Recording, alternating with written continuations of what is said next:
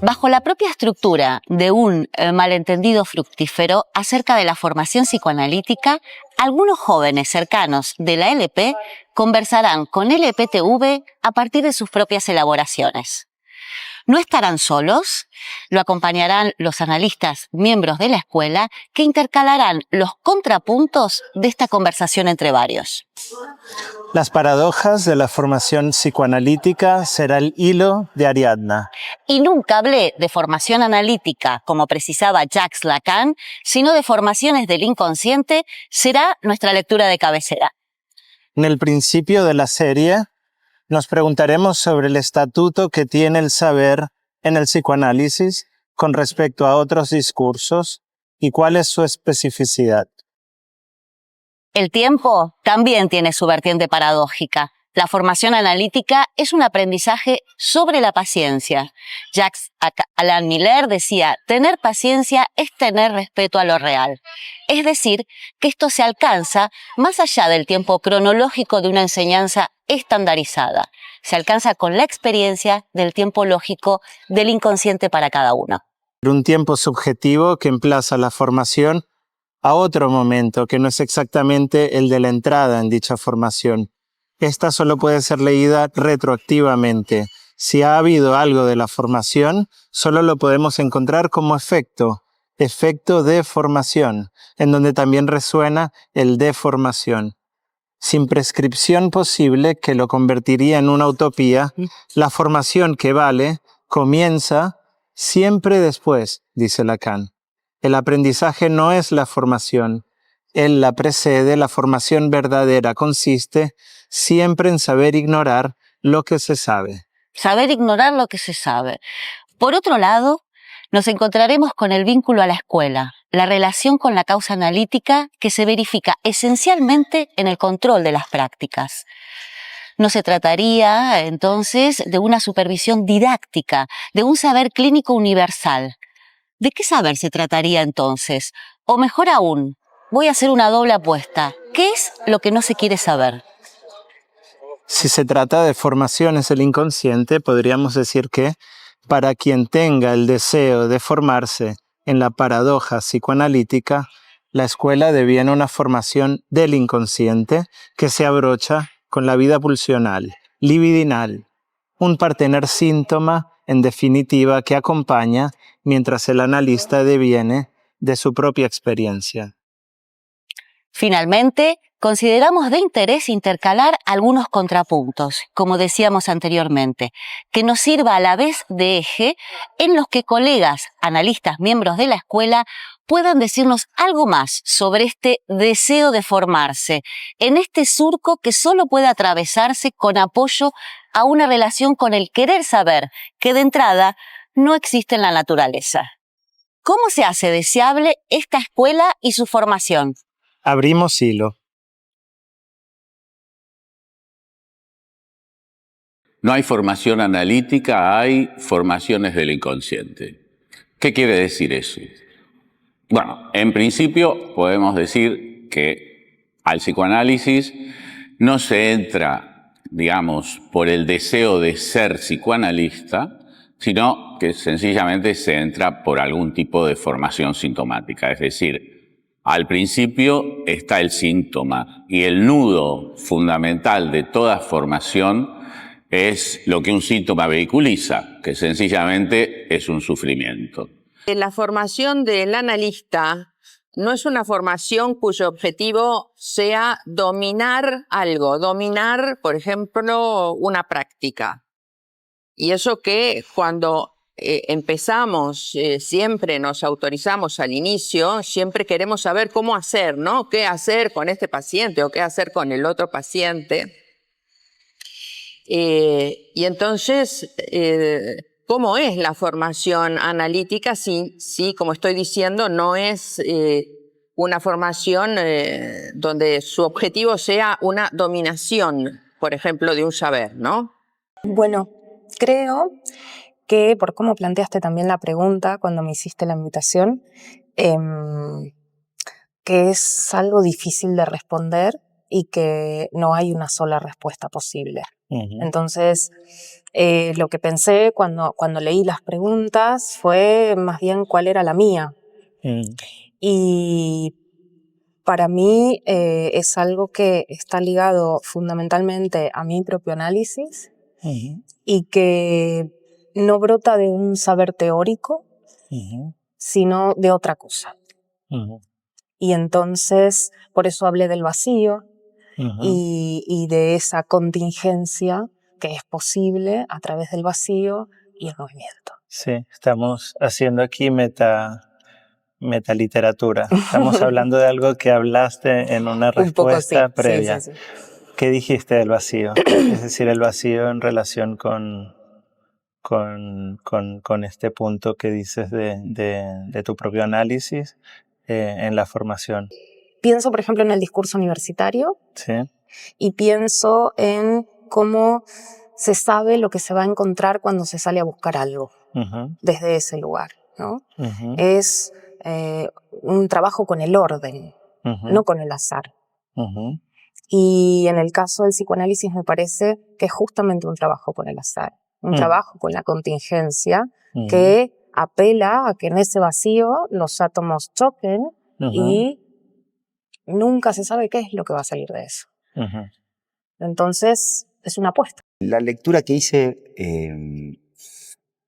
de una pregunta que quizás está entre nosotros todo el tiempo, entonces se me ocurrió y me vino, en realidad, que hay algo de la deslocalización, ¿no? Me vino este significante que me pareció interesante para quizás intentar caracterizar o pensar cómo es la formación en psicoanálisis, ¿no? Y lo de deslocalizado es porque, vamos a decir, a diferencia del discurso del amo o del discurso universitario, en primer lugar podríamos decir que los efectos de la formación no se dan donde se los espera. Es decir, respecto del lugar, por ejemplo, ¿no? Uno puede formarse, hay muchas instancias donde uno estudia, trabaja textos, pero los efectos de esa formación no están en una relación de contigüidad, ¿no? Inmediatamente a ese espacio. Lo mismo en relación al tiempo, es decir, la formación, el trabajo, en sus efectos, no se puede calcular cuándo. A mí lo primero que me evoca es que me parece que el estilo de Lacan es poco propenso al saber acumulativo. Tanto su estilo escrito, hermético, poético, como el modo en que avanza su enseñanza, que de alguna manera es un poco Lacan contra Lacan. Podemos encontrar muchas contradicciones en su obra, no tiende hacia un saber cerrado. Entonces realmente me parece que meterse a leer a Lacan con la idea de un saber acumulativo rápidamente se trunca. Otra cosa es que no sé hasta qué punto hay algo de la transmisión que puede dar consistencia a esta idea del saber acumulativo. Si el que detenta el saber, bueno, toma este lugar de docente que lo detenta justamente. Porque parece que los textos de Lacan en sí tienden a descompletarlo. Entonces, en relación a la transmisión, a mí lo que se me ocurre es que en mi experiencia ha sido más una cuestión de encuentros que de transmisión de saber. Hay ciertos dichos que a mí me han quedado de ciertas personas que los dijeron y que realmente a mí me orientan, pero sobre todo han sido encuentros, ya sea, bueno, es la primera vez que vine a esta sala y me encontré con gente muy experimentada, codo con gente muy joven, trabajando juntos. A mí me sorprendió, no es algo que se dé en muchos lugares de formación. O también un docente muy experimentado que planteaba un seminario a partir de aquello que no sabía, o de otro docente que ya a una pregunta mía me respondió no lo sé. Y para mí hubo algo en eso, seguramente no la primera que me decía no lo sé, pero para mí en ese momento para mí fue el señalamiento de que no todo está escrito, de que mis preguntas tienen un valor y que además de alguna manera me señaló una puerta de entrada donde yo tenía que hacerme cargo de mis preguntas. Y eso para mí fue un modo de entrar. Más del lado del encuentro que de la transmisión en este sentido, o de la transmisión tal como la planteaba. Entonces, la formación psicoanalítica, si digo que no es una dominación, no es una dominación de un saber, no es una acumulación de un saber, no pasa por cursos, hacer X número de cursos, por dominar una práctica, tampoco se obtiene, paradójicamente, un título para ser psicoanalista.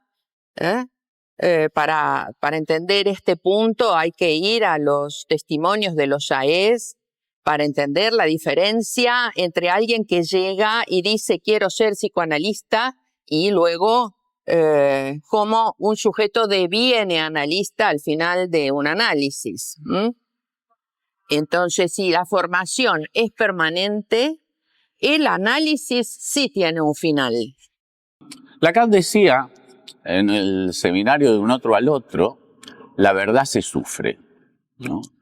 Y en principio, digamos, la formación analítica tiene una articulación directa con este sufrimiento del sujeto, con este enigma que de alguna manera despierta en un sujeto un sufrimiento, que en principio también tiende a ser descifrado por la vía de la demanda. Es decir, el comienzo de un análisis siempre tiene que ver con esta, sea cual sea, una formación sintomática del sujeto y un desencadenamiento de la demanda en función de del sufrimiento que vehicula esa formación del inconsciente, sea la que sea. En la propia investigación, ya no pensemos en la transmisión del saber universitario, que por supuesto está organizado, pero en el propio mundo de la investigación universitaria, lo que veo todos los días en la universidad es que las preguntas que las personas se plantean ya tienen la respuesta. Entonces, se plantean una pregunta, diseñan algo más o menos aparatoso para responder a algo que ya saben. Es la construcción de un aparato para volver al mismo lugar. Exactamente. El universo de la universidad. Exactamente. Tendría que decir esto, ¿no? Es decir, hay muchas cosas que no se saben cuando ocurren los efectos de formación. Pero lo que sí sabemos es que eso se da en un espacio delimitado por el trípode freudiano del análisis, el control, el estudio, ¿no? de la teoría. Entonces, si bien está delimitado ese espacio, pero nunca se sabe dónde, ¿no? Dónde se producen esos efectos. Y por supuesto, están ligados a lo que yo decía, ¿no? Al insondable tiempo subjetivo que produce esos efectos de formación, ¿no? Y creo que también agregaría, digamos, que el inconsciente mismo produce esa deslocalización, ¿no? Hace poco recordaba cuando la primera vez que tuve el primer contacto con el discurso psicoanalítico lacaniano y yo salí de allí con una palabra que era el rigor, que yo no sé dónde me vino eso, pero hace poco encontré una conferencia de Lacan en Yale, creo, donde él hablaba de la psicosis como un ensayo de rigor. Él se planteaba como un psicótico porque siempre había intentado ser riguroso.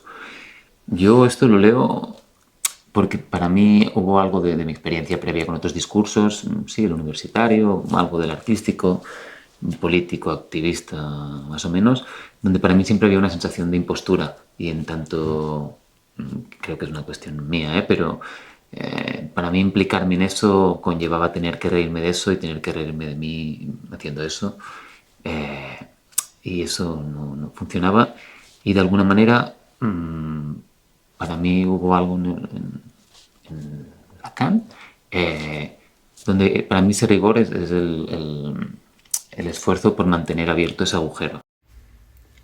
Jacques Alain Miller, en Sutilezas Analíticas, indica que un análisis que comienza y un análisis que dura, y también un análisis que termina o que simplemente se detiene, no son en absoluto lo mismo. ¿Qué incidencia tiene esta temporalidad en la formalización de un recorrido de formación? Miller nos invita a hacer el ejercicio de admitir como hipótesis ciertas permanencias, la estructura del analizante, las dos personas que se encuentran en el mismo lugar, en la misma cita, que en principio no varían. No es como la educación, donde su progreso se manifiesta cambiando de lugar. Allí funciona como referencia a un tópico: el jardín de infantes, la primaria, el colegio secundario, la universidad. Cambian de lugar. No así en el análisis, donde no se les dice: ahora vamos a dejar mi consultorio rojo y pasaremos al cuarto piso, donde lo recibiré en mi consultorio azul. Todo permanece igual. Según el ejemplo que da Miller, vemos que es posible, en la educación, marcar los progresos del saber cambiando de lugar y de profesor, mientras que en el análisis, la permanencia que implica la estructura no impide que lo que ocurra se presente de manera distinta según se esté en el comienzo o instalado en la duración. Hay la transferencia, que es una mudanza, y los acontecimientos, que a veces cambian el destino de las cosas. En Situación del psicoanálisis, en 1956, Lacan dice que en la IPA, ahí ellos sitúan la formación por el lado de la identificación. Nosotros escribiríamos el I grande y entre paréntesis el A grande. Eso, por ese matema se orientan en la IPA en la formación, como con un uso de la identificación entre el analista y el analizante, mientras que nuestra formación, que es como empecé esta entrevista, se orienta por otro matema, que es el matema del SDA tachado. Ese es el matema fundamental por el que Lacan hace que nos orientemos en esta formación permanente. ¿Y qué quiere decir esto? Ya por concluir. Quiere decir que en ese matema hay un elemento que no tiene forma. Es decir, cuando decimos formación, tenemos la palabra forma, donde uno está intentando siempre buscar la forma de la cuestión, darle la forma de completud a algo, pero con el psicoanálisis lacaniano te vas a encontrar siempre con lo que no tiene forma, con lo amorfo. Y justamente eso es lo que va liberando el deseo de saber, porque en realidad nunca queremos saber nada, pero eso va liberando el deseo de saber. Y entonces uno se va acercando a los textos a lo largo de toda su vida. Habría que diferenciar probablemente lo que es la formación en términos generales, es decir, lo que por formación se entiende en la lengua común, en la lengua de todos, para diferenciarla de la formación analítica, que requiere fundamentalmente de la experiencia de un análisis. Es decir, la experiencia de un análisis es aquello que puede brindar al sujeto el acceso, vamos a decirlo así, a un deseo inédito, a una elucubración de saber sobre sí mismo que pueda crear, dadas las condiciones según el sujeto que sea, la posibilidad de devenir psicoanalista en tanto y en cuanto sepa mantener a distancia la X, el enigma propio del deseo en su funcionamiento en general y de esta cosa tan extraña, digamos, que Lacan intentó aislar, que es el deseo del psicoanalista. Creo que aunque se explique, realmente es algo que no se entiende hasta que uno no lo experiencia, ¿no? Pero yo creo que la posición analizante, que últimamente no sé, le doy vueltas a esto, tiene que ver con la experiencia del inconsciente, ¿no? ¿Y qué sería la experiencia del inconsciente? Es advertir, ¿no?, que hay algo más allá de de uno, de la voluntad de uno, de lo que uno quiere, de lo que, ¿no? De lo que uno dice, ¿no? Que habla solo, ¿no? Es decir, sería la experiencia del análisis de cada uno en esta formación.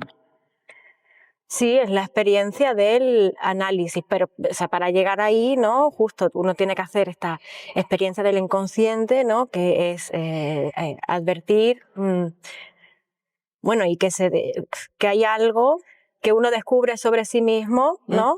Que no sabía, ¿no? Y que realmente uno trata de ir a atrapar, ¿no? Y que surge en algunos momentos, ¿no? En este dispositivo tan particular, que es el del encuentro con un psicoanalista. Uno se puede preguntar qué es lo que ata a un sujeto durante mucho tiempo, durante muchos años, a ese sillón en la consulta o esa práctica, digamos, que puede llevar en distintos lugares, por ejemplo, institucionales y demás, pero si nos remitimos a lo que es el dispositivo analítico propiamente dicho, nos podemos preguntar qué es lo que ata a un sujeto a ese sillón cotidiano a escuchar a los analizantes. ¿Qué tipo de deseo se pone en juego en eso? ¿Qué tipo de satisfacción, por decirlo así, podemos encontrar en eso? Y eso me parece que es muy interesante porque en ningún tipo de formación, de las formaciones generales, sean universitarias o sean del tipo de formación que sea, lo que por lo general no está puesto en juego es poder descifrar el deseo que a uno lo empuja a hacer lo que hace. Tal vez un dispositivo analítico puede elucidar, digamos, el deseo de un sujeto de ser lo que sea, de ser médico, de ser arquitecto, de ser... Pero el deseo del analista como tal está por fuera de toda la constelación de identificaciones, de toda la constelación de rasgos del otro, y justamente lo inédito de la cuestión es que es un deseo que implica la satisfacción de obtener un vacío, ¿no? En el cual poder alojar algo del orden de una satisfacción que para cada uno es una. Para mí hay algo del control que tiene sentido en tanto yo me encuentro solo en mi práctica. Yo lo planteo así, o yo lo he vivido así de alguna manera. Para mí no ha sido obvio, creo que durante una época no me sentí solo, sino acompañado, mal acompañado, en el sentido de una sensación como de que, bueno, no hay garantía, pero que hay algo de la formación, de Lacan, del psicoanálisis, incluso de ciertas identificaciones que quizás podrían tapar un poco esta cuestión de una cierta soledad, de que el único que se puede hacer responsable del acto o de la posición que toma uno en la práctica es uno mismo. Claro, es paradigmático porque o yo lo he vivido así, que solo tiene sentido el control en tanto uno está solo. Y hay ese ir a hablar con otro justamente para poder dilucidar eso que uno hace allí. Incluso, claro, pensaba que también hay otra vuelta, que es que el control para mí tiene sentido también en tanto no es una garantía o un supervisor o un mentor, sino en tanto también puede,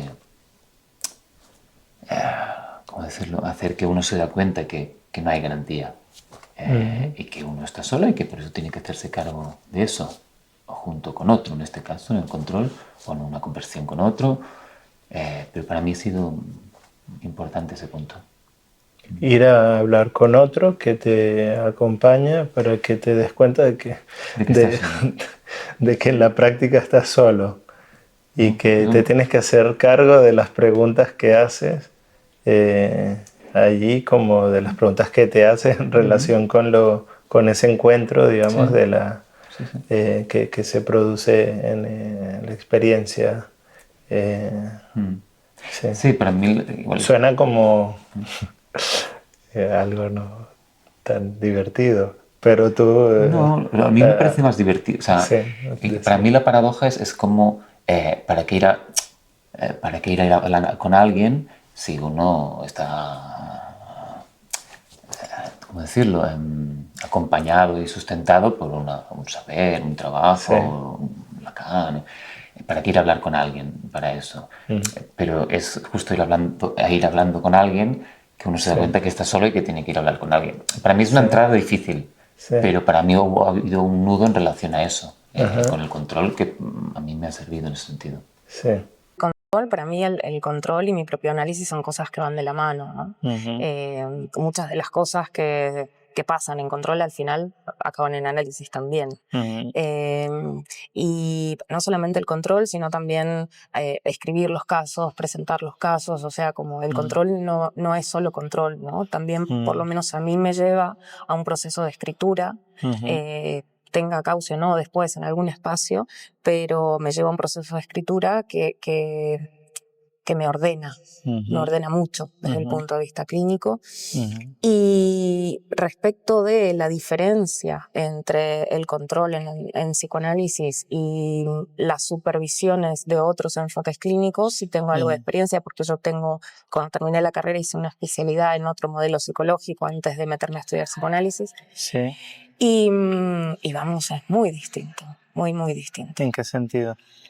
Por ejemplo, cuando terminé la licenciatura, hace un par de años, me formé en modelo sistémico.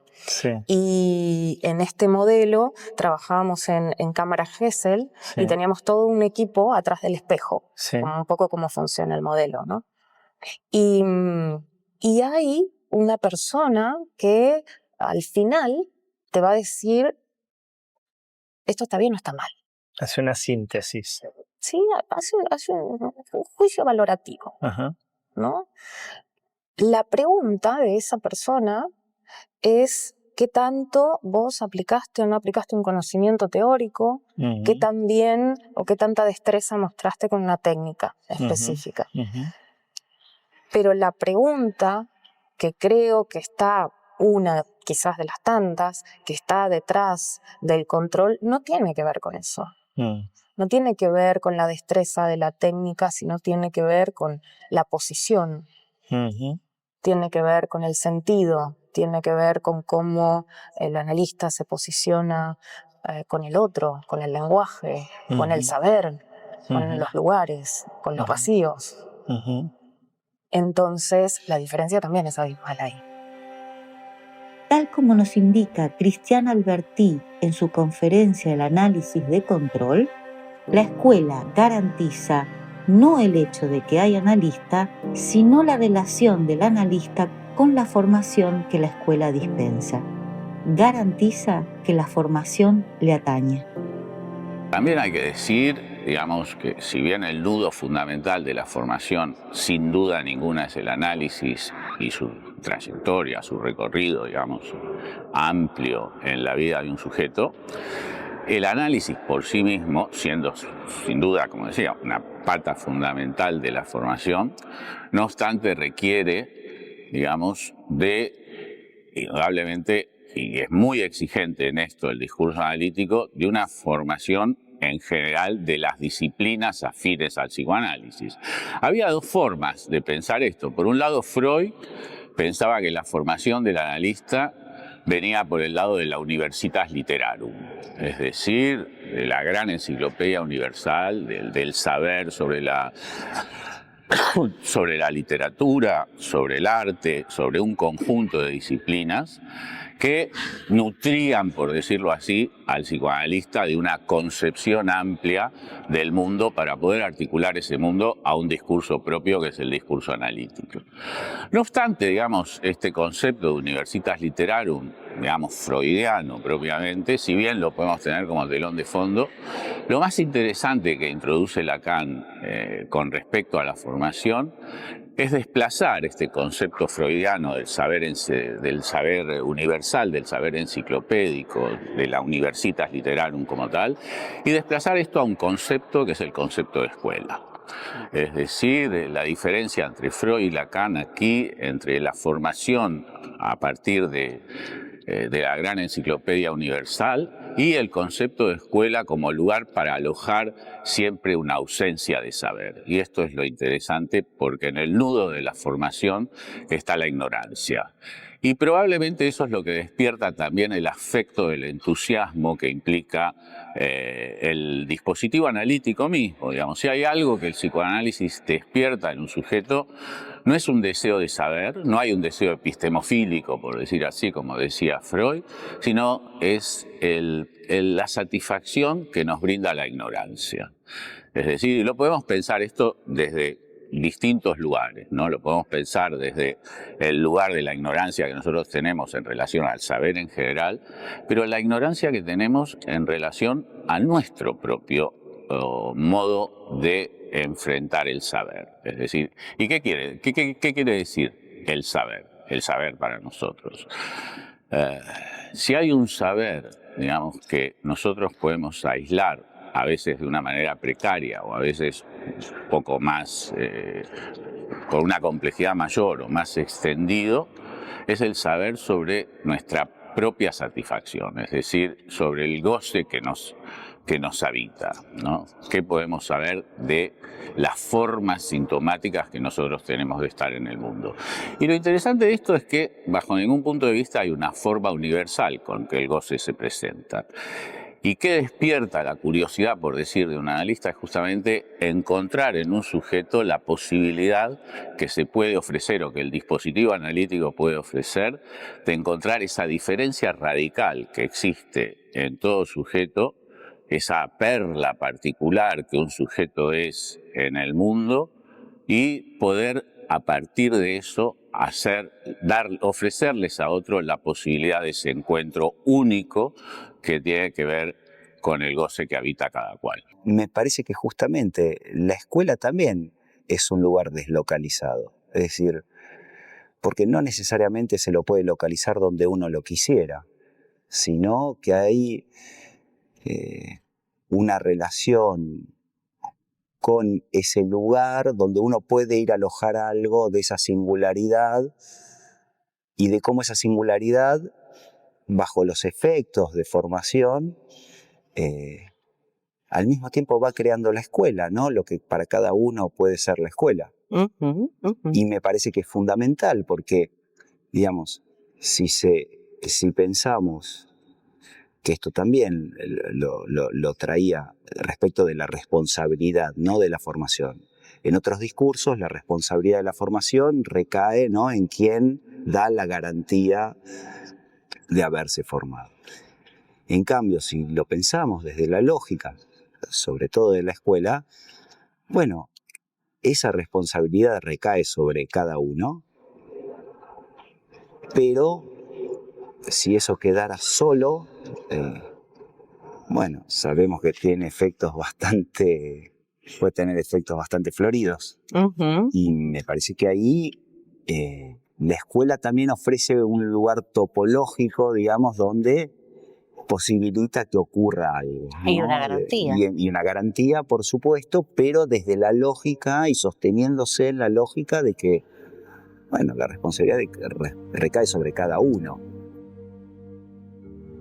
Comencemos con la formación tal como la plantea Lacan y que pone su propio análisis en el centro de la formación del analista, lo que hace de ella una formación como ninguna otra. Esto significa que dentro del propio tratamiento, dentro de la propia sesión de análisis, se transmite el discurso analítico, no como una práctica iniciática donde hay que haber pasado por ello para comprender, no, sino en el sentido de que hay transmisión en el análisis, porque sigue siendo el lugar de formación del analista. Es ahí donde el analista puede experimentar lo real, el goce y el objeto y adquirir saber sobre ellos. Sin embargo, siempre existe una tensión entre el saber resultante de la cura y el saber más relacionado con la episteme. Jacques Alain Miller, en su texto Introducir el efecto de la formación, propone un pequeño esquema que para mí constituye una brújula incomparable, que es este esquema: un círculo con un círculo más pequeño en su centro, que representa el análisis y su término, el pase.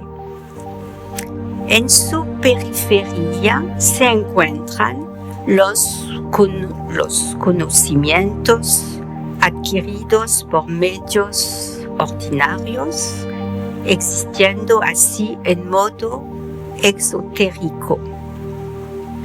Lo que llama la atención es que la zona central, que representa el valor formativo de la cura, más cercana a la mutación subjetiva obtenida, se denomina zona extima. El efecto de la formación de la cura se ubica ahí como efecto extimo, no íntimo.